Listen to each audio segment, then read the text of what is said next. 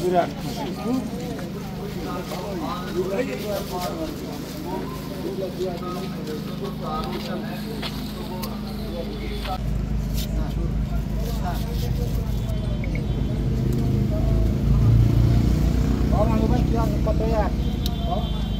এই নাও খুলে দিচ্ছি।